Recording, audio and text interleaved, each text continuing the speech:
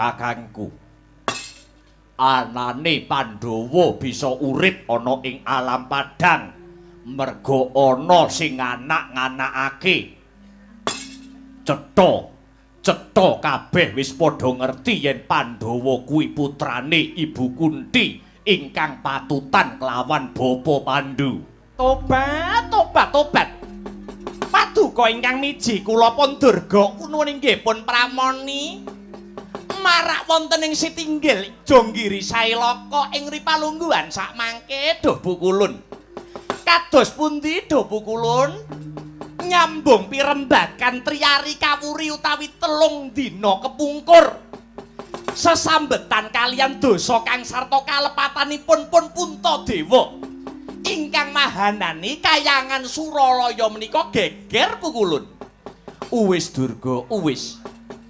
Ripalungguhan iki panjenengan ulun wis perintah marang Kakang Narada supaya nimbali si Puntadewa supaya marang kayangan Suralaya kene.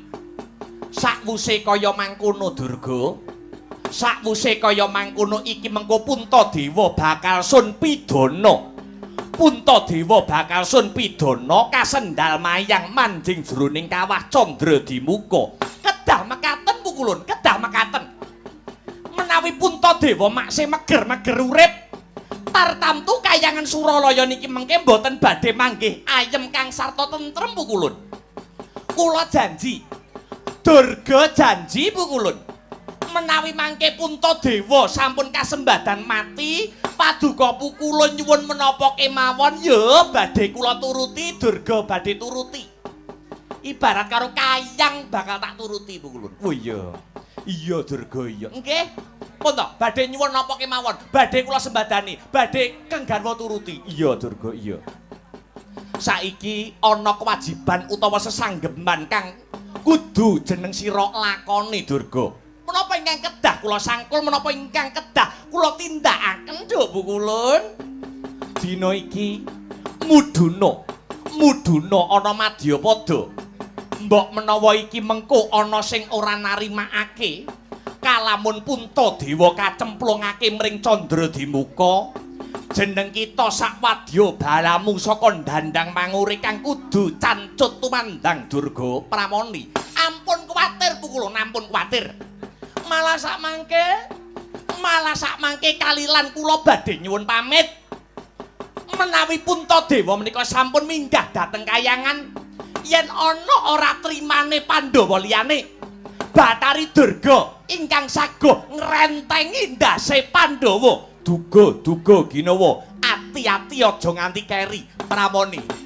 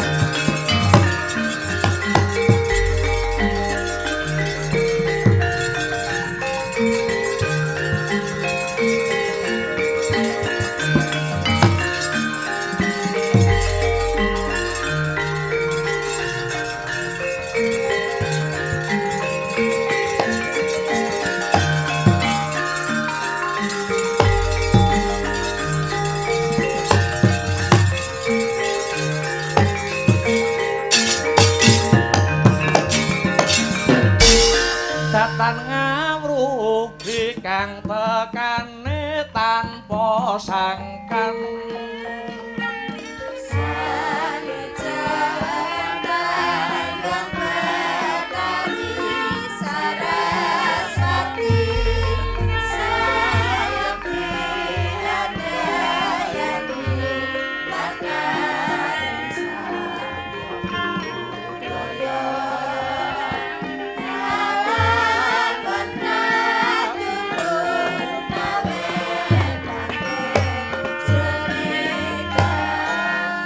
sesanti asung panggonta brataning kautaman nenggih menika ingkang dados pambukaning kandha datan kadiga melaring nagari Ngamarta inggih nagari Indraprasta ya ing Danamarta ya ing Cintakapura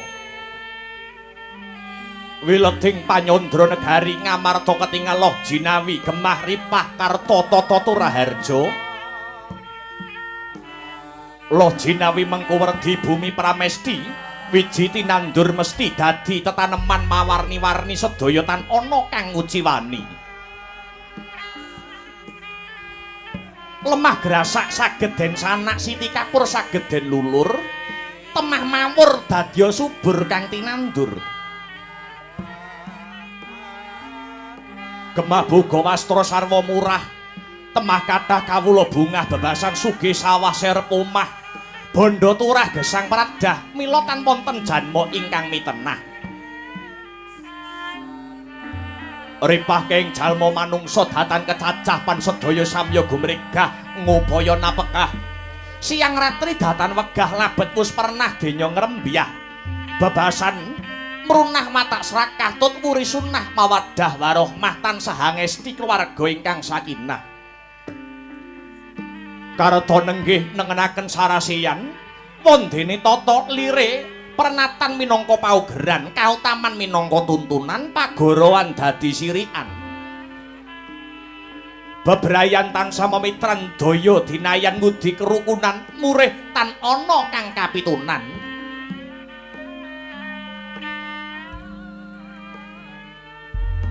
ical rasa kuwatir labet sang nata bangkit angulir rasa kuwatir den singkir labet sang nata hamikir dumateng para fakir brandal kecu samya sumingkir datan wani tumindak ingkang nalisir nuju risa juga para Pandhawa jangkep gangsal mapan ana ing sanggar palanggatan nagari Ngamarta nedeng sami jogar anggenya tarak brata mangkono wijiling pangandikan sang Buminata mecah marang sepining swasana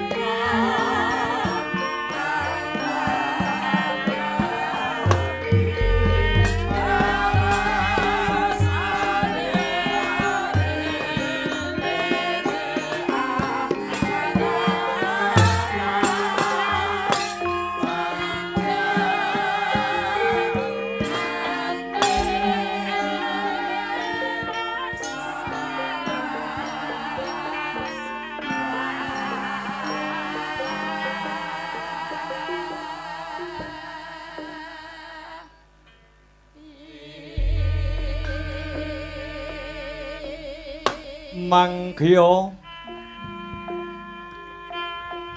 darajating praja kawuryan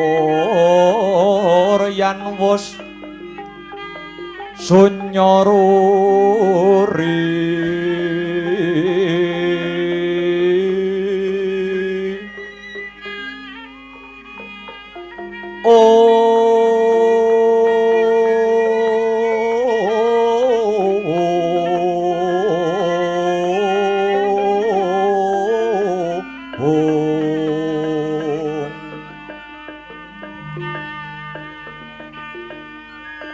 Ururah pangrehing ukara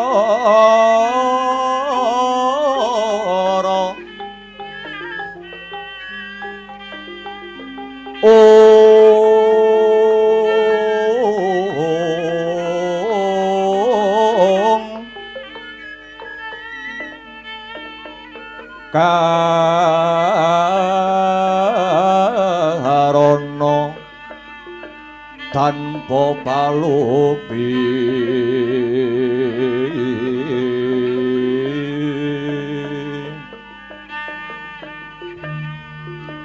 asilar silas tuti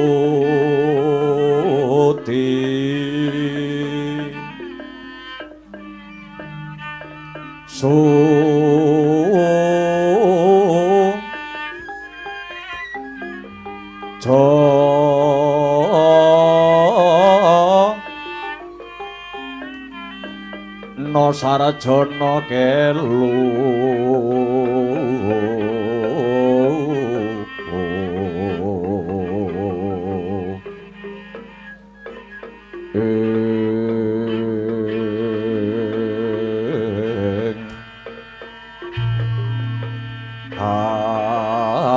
alunglun kala tida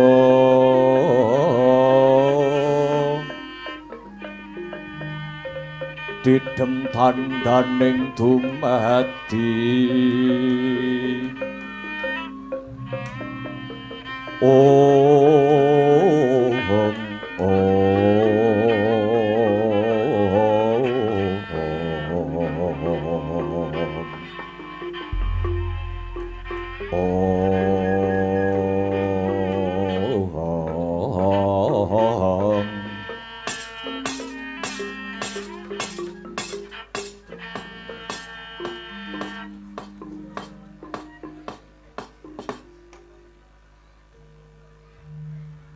Yuwang suksma mangadili nuwih payung ana marang panjenenganing sun kang sarta kadang para Pandhawa sumrambahe para warga Gung ing Praja Ngamarta Werkudara Bimasena mbarep kakangku ana apa sawetara wis Sabta ari tegese wis 7 dina iki nganti tekan ing ripalungguhan iki aku lan kabeh para kadang Pandhawa kok kanthi mapan ana ing sanggar pamujan Praja Negara Ngamarta sak perlu nindakake olah puja olah brata ewadene nganti tekan dina sakmengko pun kakang durung mangerteni apa to kang dadi karepe Siadi Werkudara Yayi gandeng sakmengko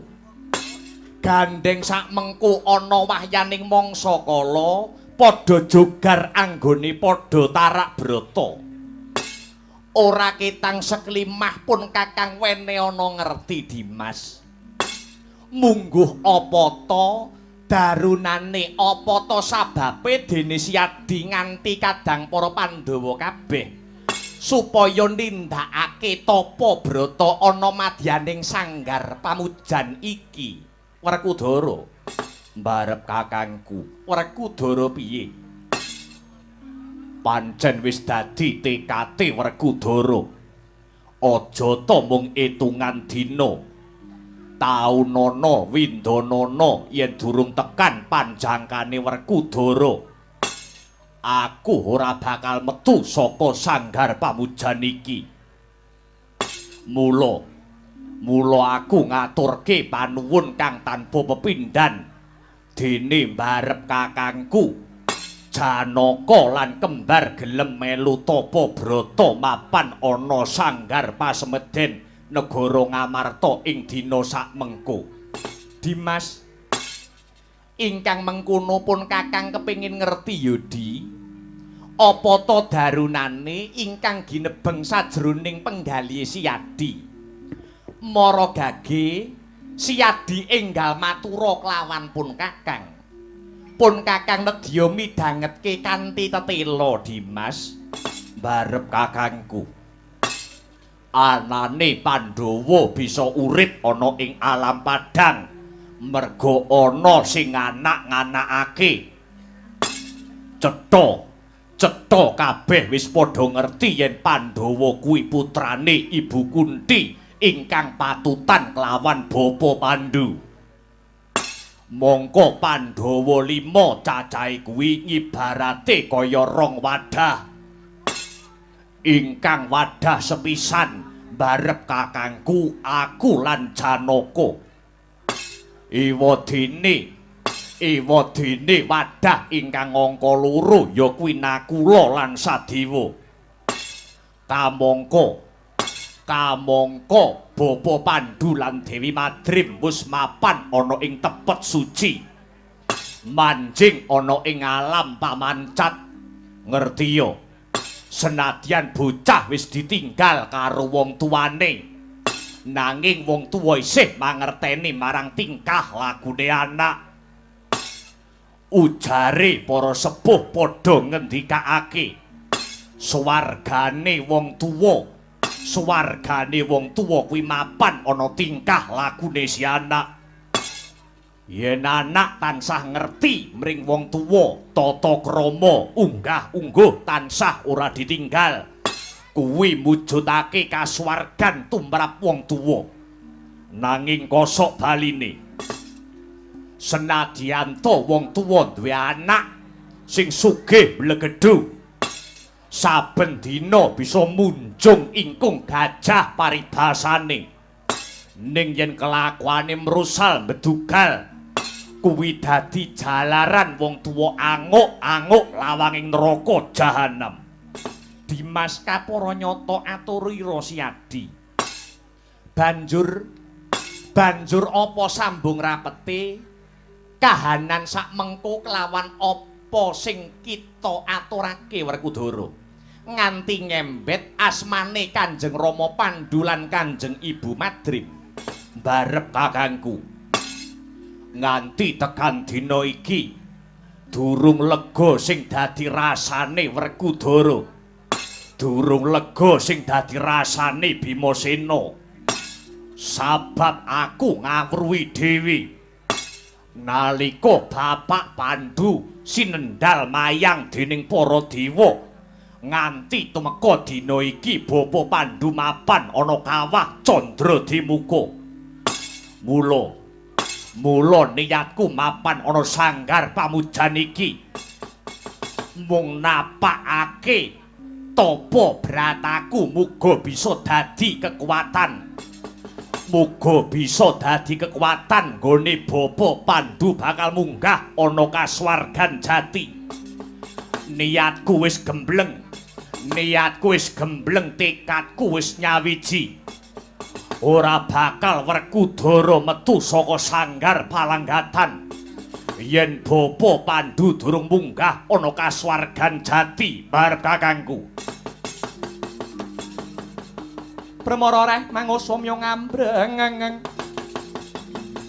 kadikaronaning kaswahasih ring marga Hemalatkung. Risang gandha mastrat maca lengleng lalu manguladi Surya mangrangsang waya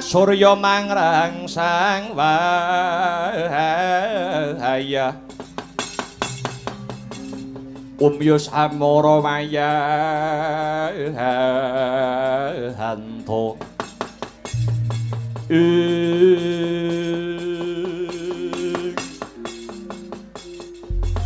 Dimas Werkudara, Dimas Yayi Bimasena bareng siadi kandha kang kaya mangkono tumuli gumregah penggalihipun kakang ingkang mangkono Yayi pun kakang prasapa ora mung siadi kang ora bakal metu saka sanggar pamujan iki nadyan Puntadewa semono uga bakal anyeng kuyung apa kang dadi lekase Yayi Jodipati.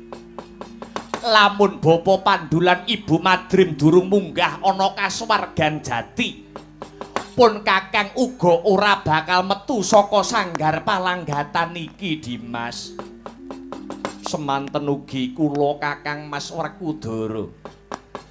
Kula ugi badhe anjurung menapa ingkang dados sedyanipun Kakang Bimasena. Pati-pati Janaka mboten badhe medal saking sanggar pamujan menawi dereng kasembadan menapa ingkang dados niatipun Kakang Panenggak. Semanten ugi kula Kakang Mas, semanten ugi kula Kakang Mas. Wah, bombong rasaning atiku. Dene Puntadewa kakangku Janaka lan kembar padha njurung niate Werkudara. Ingkang mangkono aku ngaturke panuwun kang tanpa pepindhan.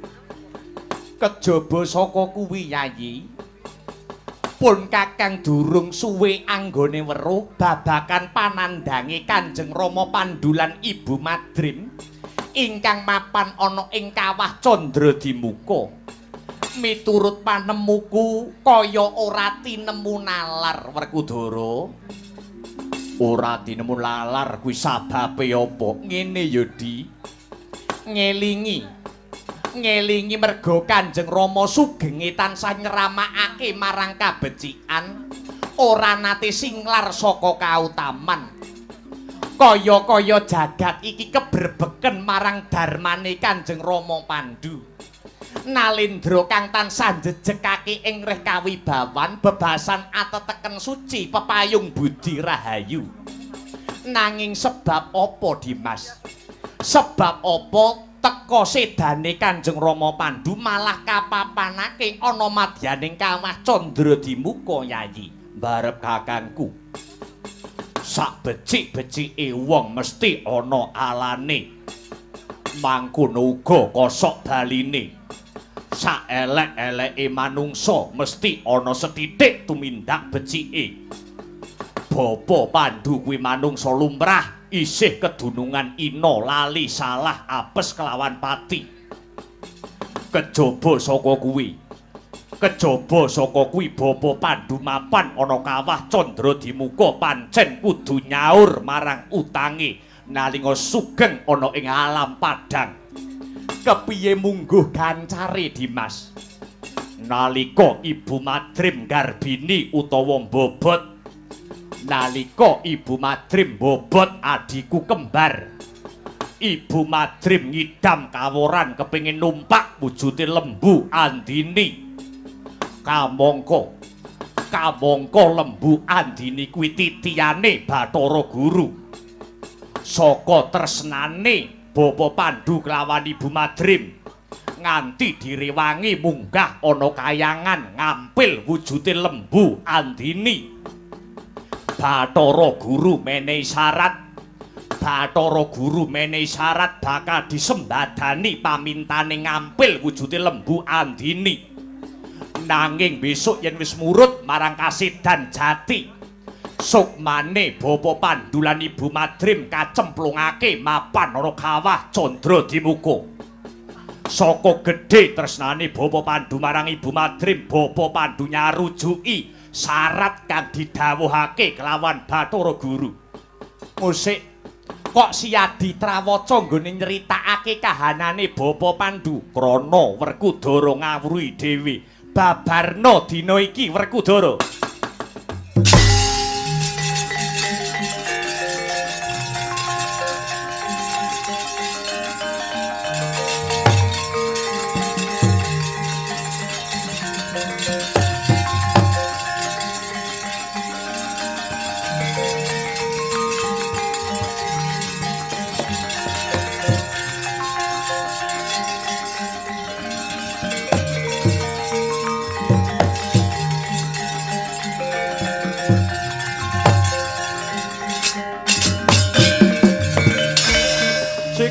Dang resang payu siwi ore tunggol maneh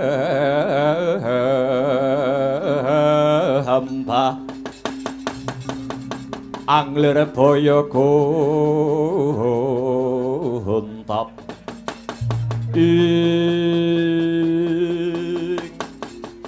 coba babarna Werkudara.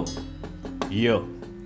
Nalika samono Bapa Pandhu gerah santer. Awit sukune ketaman pusakane Prabu Trembuku. Jroning gerah santer, para pinisepuh padha nunggoni kahanane Bapa Pandhu. Dumadakan ana angin sumribit milir. Tinemune jebul angin mau dumadi saka kemayane Bathara Yamadipati. Kabeh wong sak negara padha kesirep lan turu kaya babatan pacing. Sing ora turu kena dayane Bathara Yamadipati mung loro, siji Kakek Abiyasa, loro Werkudara Dewi. Mula aku weruh nalika Yamadipati njabut nyawane Bapa Pandhu Dewayana. Nalika samono sukmane Bapa Pandhu dikanthi marang kayangan. Tumuli aku mlumpat nututi Yamadipati. Kakek Abiyasa uga nututi marang lakuku. Bareng tekan kayangan, wah, kaya ngopo rasane Werkudara, kaya pedhot-pedhota jantungku, nyawang kanthi mripatku dhewe. Bapak sing ngukir jiwa ragaku dicemplungke ana kawah pasiksan. Nalika semono aku kepengin nututi mlebu ana sajroning kawah Candradimuka. Nanging dipenggak kelawan Kakek Abiyasa. Merga durung titi wancine Pandhawa bisa nyuwargake Bapa Pandhu lan Ibu Madrim. Mula nganti tak rewangi aku tapa brata mapan ana sanggar pamujan. Ingkang wigati aku bakal gawe cara, Werkudara bakal gawe srana supaya aku bisa ngunggahake Bapa Pandhu lan Ibu Madrim ana kasuwargan sejati. Mula tarunana windanana yen para Jawata durung ngunggahake Pandhu lan Madrim Sudarmaku ana kasuwargan sejati. Nadyan dadi batang ning kene bakal tak lakoni barep kakangku.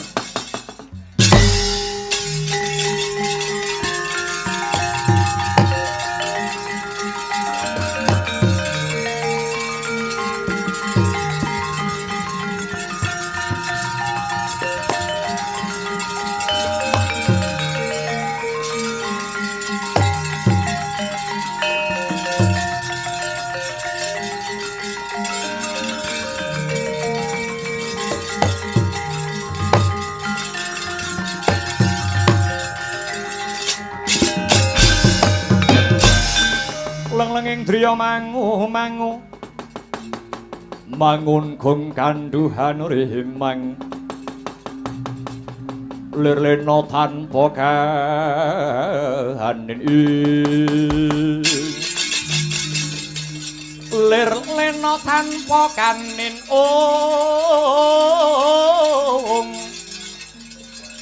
yen tam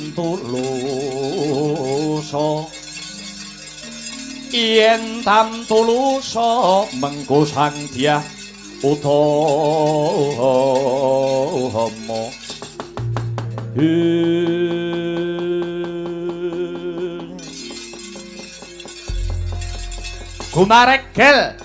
Gumaregel Tyasira Nalendra ngamarta Prabu Puntadewa dupi midhanget aturira kang rayi Raden Harya Werkudara ing cipta sumpah prasetya datan medal saking sanggar pamujan menawi dereng kasembadan ing sedya para Pandhawa 5 wis prasetya sajroning penggalih arsa hanyuwargakaken ingkang Sudarma ingkang mapan ana madyaning kawah Candradimuka.